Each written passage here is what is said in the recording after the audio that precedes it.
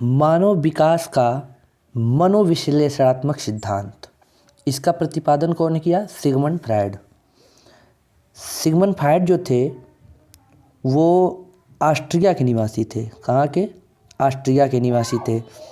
इस सिद्धांत में उन्होंने बताया कि ये मन या मस्तिष्क का विश्लेषण किया जाता है। इस सिद्धांत में इन्होंने बताया कि इससे सिद्धांत के अंतर्गत जो हमारा मन है, मस्तिष्क है, उसका विश्लेषण किया जाता है। इन्होंने मन को 3 टाइप बताया कि जो मन होता है वो मन हमारा 3 टाइप का होता है।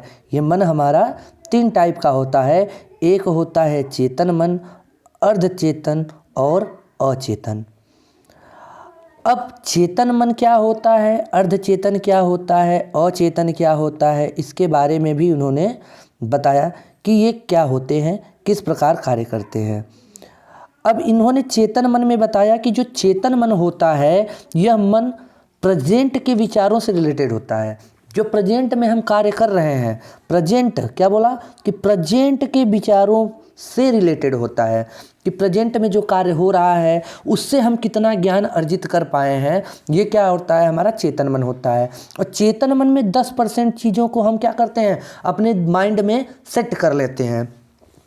दूसरा हमारा आता है अचेतन। अब अचेतन, यहाँ अचेतन नहीं, अर्धचेतन, अर्धचेतन, अर्धचेतन। अब अर्धचेतन में क्या होता है? इसमें हम तुरंत ज्ञान नहीं लेकिन इसमें जो हमें तुरंत ज्ञान नहीं होता है, जैसे हम कुछ चीज़ पढ़े और इसका मतलब ये कि तुरंत हम पढ़ें तुरंत हमको आ जाए, ऐसा नहीं होता है। लेकिन अगर हम क्या करें, कुछ समय देकर याद किया जाए, अगर हम समय देकर उसको पढ़ें, याद करें, तो वो हमें क्या होता है? याद हो जाता है। तब वो हमें याद हो जाता है, यानी कि उसको हमको अपने माइंड में लाने के लिए, सेटअप करने के लिए कुछ समय देना होता है। तो वो क्या होता है हमारा? वो होता है अर्धचेतन के अंतर्गत। लास्ट हमारा है क्या? लास्ट हम लोगों का है अचेतन। अचेतन में क्या बताया गया कि अचेतन जो होता है इसमें वे बातें होती हैं जो हम भूल चुके होते हैं। अर्धचेतन के अंतर्गत क्या होता है? अर्धचेतन के अंतर्गत होता है कि हमें क्या होता है? ज्ञान तो नहीं होता, पहले शुरू में हम पढ़ेंगे तो हमें समझ में नहीं आएगा, लेकिन जब हम उसको थोड़ा ध्यान देंगे, टाइम देंगे, उसके बाद वो हमें याद आ जाता है, हम उसे याद कर लेते हैं। लेकिन अचेतन, अचेतन मतलब चेतना से ही हम बाहर हो गए हैं, चेतना से ही बाहर हो गए हैं। इसमें हम क्या करते हैं? इसमें हमें बातें होती हैं जो हम भूल चुके हैं और हमारे याद करने पर भी याद नहीं आती हैं।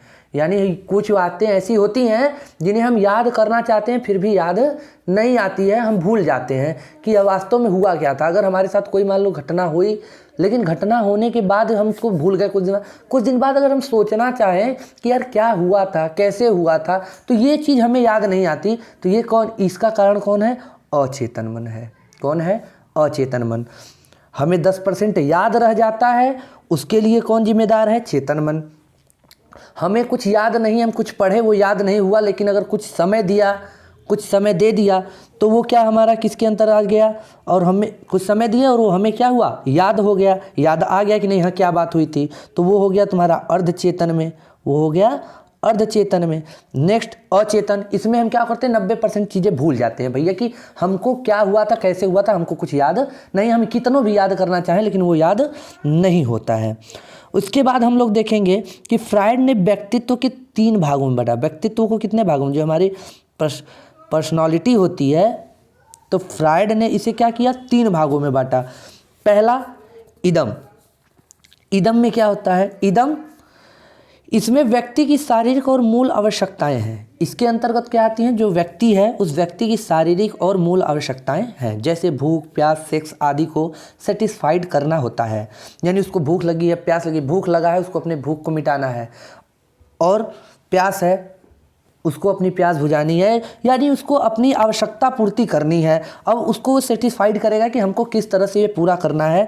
यह सामाजिक आवश्यकताओं और नैतिक मूल्यों की चिंता किए बिना, क्या बोल रहा है कि सामाजिक आवश्यकताओं और नैतिक मूल्यों की चिंता किए बिना नैतिक मूल्यों की चिंता नहीं करेगा कि लोग हमारे बारे में क्या कहेंगे, कैसे कहेंगे, इसकी वो चिंता नहीं करेगा। भैया क्या हो रहा है इससे हमको नहीं मिलता है, समाज क्या कहेगा इससे उसको कोई मतलब नहीं है।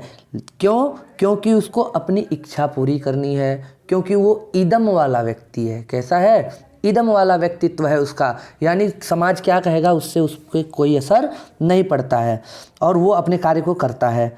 दूसरा आता है ईगो, अहम। जैसे लोग कहते हैं ना कि इसको बहुत ईगो हो गया है, अहम हो गया है। यह आवश्यकताओं या इच्छाओं की संतुष्टि की योजना का निर्माण करता है और उसका इम्प्लीमेंशन करता है और परिणामों की चिंता करता है कि यार अगर हम ऐसा करते हैं तो क्या होगा, यार हम इतने संतुष्ट हैं, हमारे बारे में लोग क्या कहेंगे। यानी उसको क्या होता है, जिसके अंदर ईगो रहता है उसको डर रहता है कि समाज हमारे बारे में क्या कहेगा। हम सबके सामने इस तरह से अपने आप को प्रेजेंट करते हैं, लेकिन अगर हम ये गलती करते हैं तो समाज हमको क्या कहेगा। इन सब को देखते हुए वो कोई योजना का निर्माण करता है। तीसरा होता है पराअहम, सुपर ईगो। भैया ईगो से भी बढ़ के आ गया सुपर ईगो। यह समाज द्वारा नैतिक सूत्रों के अकॉर्डिंग काम करता है। जो नैतिक सूत्र बने हैं कि हमको ये कार्य करना है, ये कार्य नहीं करना है, ये कार्य करेंगे तो समाज हमको धिक्कारेगा, इस कार्य को करेंगे तो वो हमारी बड़ाई करेगा, इसके अकॉर्डिंग वो क्या करता है, किसी काम को करता है। यानी जिस व्यक्ति के अंदर सुपर ईगो ज़्यादा होगी वह बुरे कामों से उतना ही दूर होगा। यानी जिसके अंदर सुपर ईगो ज़्यादा होगा वो बुरे कामों से दूरी बनाएगा, क्योंकि भैया नैतिक मूल्यों पे वो कार्य करता है। नैतिक मूल्य क्या है? जो समाज में अच्छे कार्य रहेंगे वही नैतिक मूल्य के अंतर्गत आते हैं। इसलिए वो जो हमारे सुपर ईगो वाले व्यक्तित्व के व्यक्ति होते हैं वो बुरे कामों से उतने ही दूर होगा। जैसे चोरी ना करना, झूठ ना बोलना, वो चोरी नहीं करेगा, झूठ नहीं बोलेगा, यानी जो भी गलत कार्य हैं उनसे वो करने में क्या करेगा, दूरी बनाए रखेगा। आशा करता हूँ आप लोगों को हमारा ये वीडियो अच्छा लगा होगा। धन्यवाद।